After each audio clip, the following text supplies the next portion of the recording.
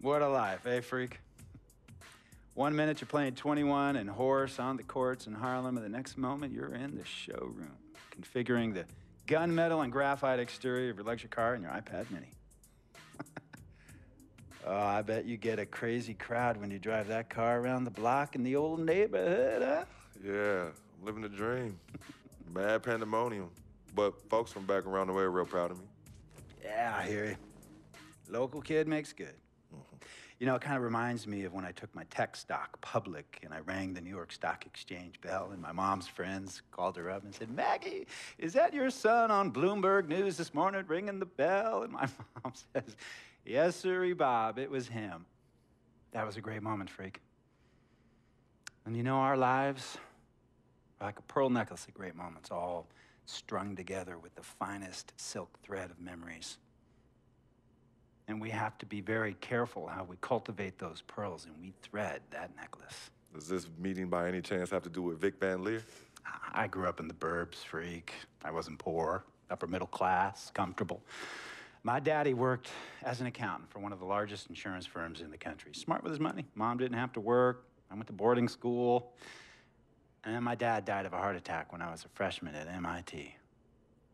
I was a movie geek, wanted to be a civil engineer, but I made my fortune by becoming a hybrid of both those interests. My dad didn't want me to be an accountant. Oh, listen to this. My best friend was a guy named Isidore. Yeah, we called him Izzy. He was one of the smartest human beings I have ever met in my life. I mean, Izzy was taking second-year college calculus courses as a high school sophomore, right? Straight A student, full ride to MIT. Izzy had the world at his fingertips. But he was always looking for trouble, and trouble found him. He ran with the wrong crowd. And when we got to MIT, he got this great job working for a financial consulting firm in Boston. But every weekend, he would fly to Vegas. You see, Izzy had a system for counting cards in Vegas that had the big casinos on the Strip. Oh, stymied.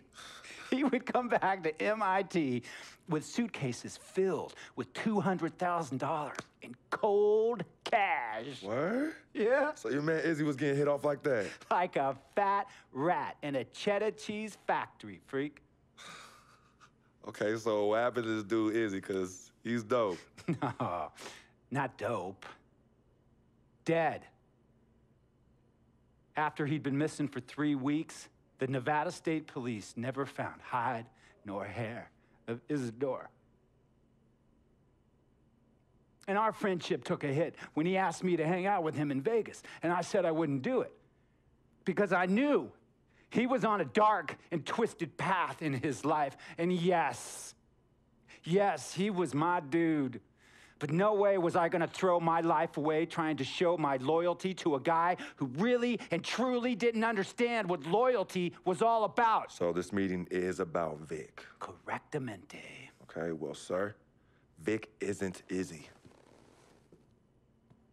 And why's that, freak? Well, for one thing, you and your dead friend Izzy didn't grow up poor. Me and Vic grew up in a neighborhood where we had to look over our shoulder every 2 seconds to make sure nobody was going to walk up on us and rob us. True. Izzy and I did not grow up in the hood. But we, like you, thankfully grew up in a 2-parent household. But even that wasn't enough for Izzy. He wasn't satisfied. He was always looking for a 5-alarm fire when he already had the warmth and comfort of a loving family. This is not about class warfare, freak. This is about the consequences of making bad choices and risking it all when you feel like you have nothing to lose. Vic is like a brother to me, sir. But you shouldn't be Brother Vic's keeper, freak. Would a brother go looking for trouble and put your career and your livelihood at risk by getting into fights at nightclubs and seedy after-hour joints and then scream to the media, "Yeah, it's all good, I'm an FOF, friendo freak. It's all misunderstanding. Y'all be haters, don't hate my game." I don't think a brother would do that to someone they really cared about, but a guy who looked at you like a meal ticket would. No. See, you don't understand Vic. Really? I don't understand. No.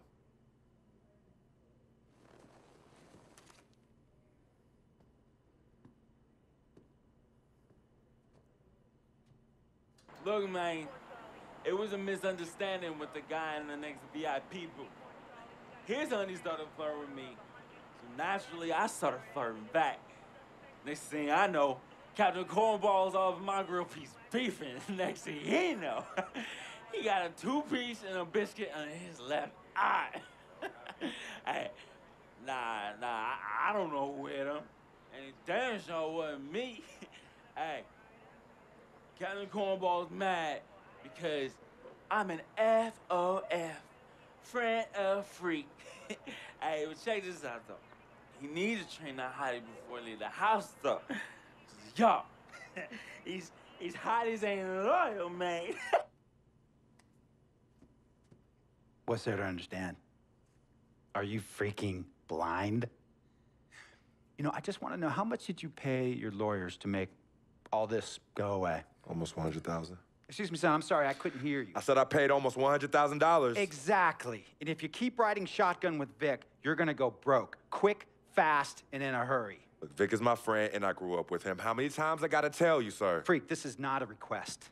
I am not asking you to do this. I am telling you to do this. And the first order of business is that Mr. Vic Van Leer is banned from traveling with you on the road. Vic is banned from the locker room. And Vic is banned from this arena. And if I catch this guy, Vic, in or anywhere near the facilities, Mr. Vic Van Leer will be arrested for trespassing. Are you serious, sir? Brother, I'm as serious as cancer. We all know that can be deadly. You know, when me and Vic were kids, playing summer tournaments at the Dome, we always imagined making it to the pros, right? And after the crowds left, just a street light was on the court, like 11:30, 12 midnight, even 1 in the morning sometimes. We used to practice player introductions, running on the court, giving dab high-fiving the teammates. Vic, he would act as an announcer. You know, he would introduce me, announce my name on the loudspeaker, and the Jumbotron would flash my image like a little guy dressed in long shorts and a jersey. And now, fresh off his 3-game, 62-point scoring streak, the youngest player to ever do so in NBA history, Frequency Vibrations.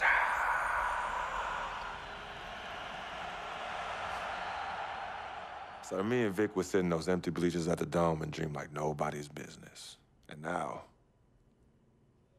I'm living a dream. For real. And in so many ways, Vic was part of that.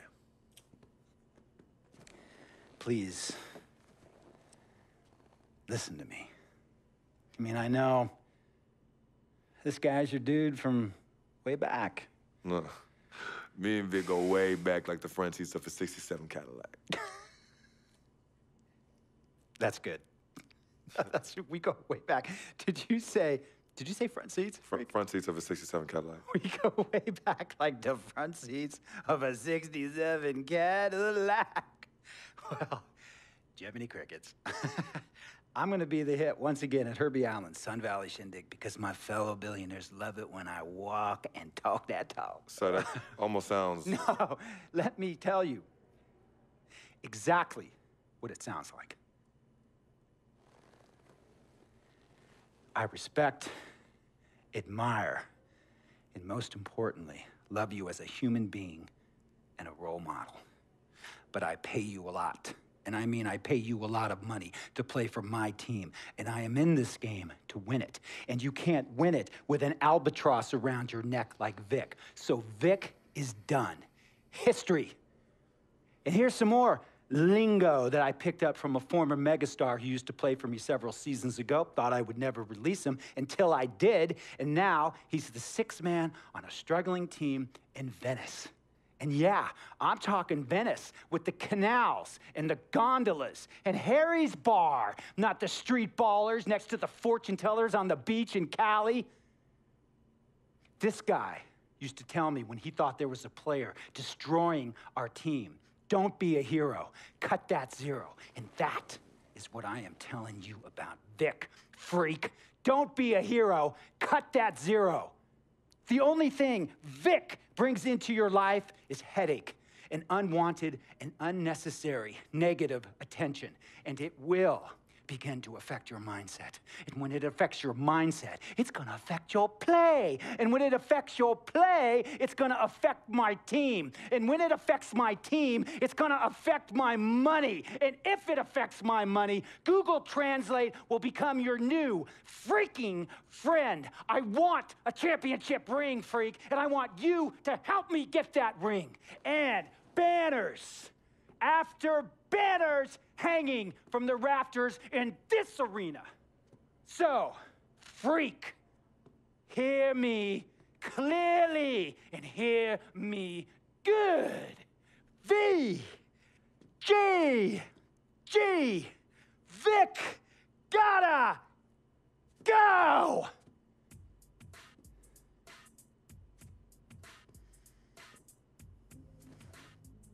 Handle your business. And remember, that contract you signed contains a morality clause, a very important clause that revolves around your conduct on and off the court, and how it can negatively impact my team. Now, I don't want you to have to learn Italian or Croatian as a second language. And hey, playing pro ball overseas, there's nothing wrong with that. But the arenas are nothing like this, nor will the money be the same. And on top of all of that, this is the US of A, the greatest freaking country in the world. Ask yourself, is Vick worth all that? Think about it. Think long, think wrong.